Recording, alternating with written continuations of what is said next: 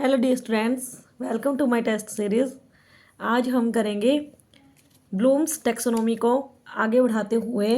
जो थर्ड हमारी डोमेन रहेगी वो रहेगी psychomotor domain.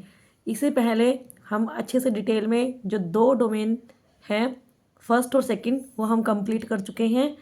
First is cognitive domain and second is affective domain and third is psychomotor और कॉग्निटिव डोमेन। इसको हम कंप्लीट करेंगे क्रियात्मक उद्देश्य को।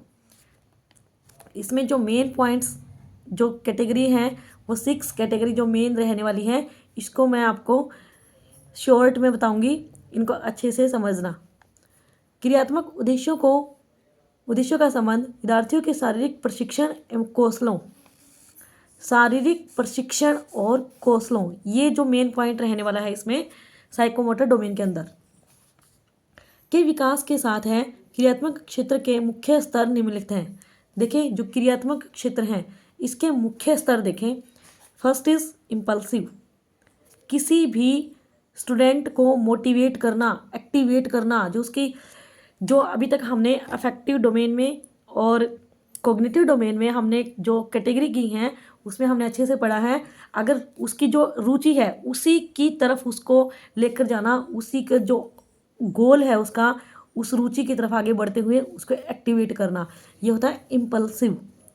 सेकेंड इज कार्य करना, मैनिपुलेशन, किसी भी विद्यार्थी को कोई भी गाइडेंस देकर उससे कार्य करवाना, उसके जो इंस्ट्रक्शन देकर उसको कार्य करवाना, ना कि किसी भी और अदर जो स्टूडेंट है उसकी नकल करके, उसकी कॉपी करके काम करवाना। ऐसा नहीं होता मैनिपुलेशन में। कोई भी गाइडेंस अगर दी जाए तो उसी के अनुसार बच्चा काम करे, ये होता है मैनिपुलेशन। कंट्रोल, उसकी जो एक्टिविटी होती हैं, अगर बच्चे का ध्यान किसी दूसरी वस्तु की तरफ, दूसरे कार्य जो उसको डिस्ट्रैक्ट करे उसके तरफ ना जाए, इसलिए बच्चे को ऐसी मेथडोलॉजी से काम करवाया जाए जिससे उसका जो ध्यान है वह कंट्रोल में रहे। तालमेल, और जो उसकी एक्टिविटीज़ हैं वो भी कंट्रोल में रहें। तालमेल, कोऑर्डिनेशन के अंदर आता है बच्चा, जो स्टूडेंट्स होते हैं अलग अलग रीजन्स के, अलग अलग जो कंट्रीज़ हैं उनके, उसमें अगर उनके अंदर तालमेल अच्छा होगा, टीचर आ जाए या फिर स्टूडेंट आ जाए, उनके अंदर अच्छा तालमेल होगा तो जो हमारा क्रियात्मक उद्देश्य है उसकी पूर्ति भी अच्छे से हो पाएगी। आगे आता है नेचुरलाइजेशन, प्रकृतिकरण। प्रकृतिकरण क्या होता है? यह एक ऐसी योग्यता है जिसके द्वारा बच्चा अपने आप नेचुरल तरीके से काम करने लगता है, ना कि उसको फोर्सफुली काम करवाया जाए। यह होता है नेचुरलाइजेशन। जो next point and last point is आदत निर्माण, हैबिट फॉर्मेशन। जब बच्चा हर एक जो डोमेन है उनकी कैटेगरी को अचीव कर लेगा तो उसमें हैबिट फॉर्मेशन हो जाएगी। जो बच्चा, उसकी रुचि है, उसके कार्य करने की योग्यता है, उसके कोऑर्डिनेशन है, नेचुरलाइजेशन है, वह सब उसकी हैबिट में दिखने लगेगा, उसके बिहेवियर में दिखने लगेगा। ये होता है हमारा क्रियात्मक उद्देश्य है। और जो क्रियात्मक उद्देश्य है इसके जो विचार दिए हैं वो दिए हैं सिम्पसन ने दिए हैं 1969 में। क्रियात्मक क्षेत्र के लक्ष्यों को निर्धारित किया है E.G. सिम्पसन। जो इनका पूरा नाम रहेगा वो रहेगा E.G. सिम्पसन। ये थे हमारे साइकोमोटर डोमेन के कैटेगरीज। आई होप आपको अच्छे से समझ में आए होंगे। तीनों जो डोमेन्स हैं वो ब्लूम्स की जो टेक्सोनोमी है वो मैंने अच्छे से आपको कंप्लीट करवा दी है।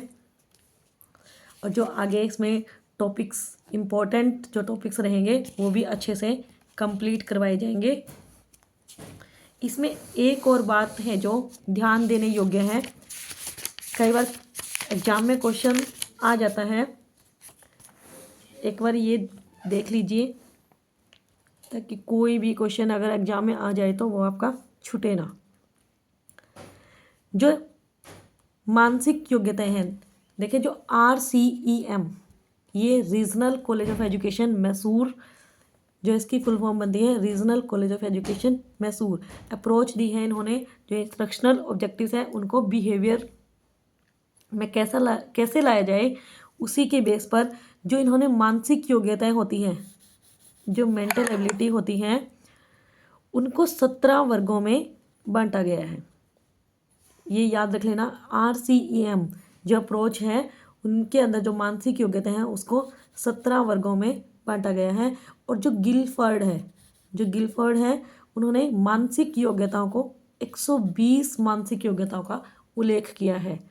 ये एग्जाम में देखने को मिलता है कई बार क्वेश्चन, गिलफोर्ड ने कितनी मानसिक योग्यताओं का उल्लेख किया है, तो आंसर आएगा 120।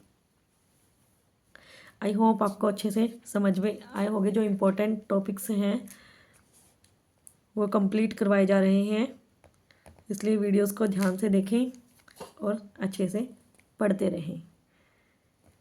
अगर आपको वीडियो पसंद आए तो please like share and subscribe my channel. Thank you so much.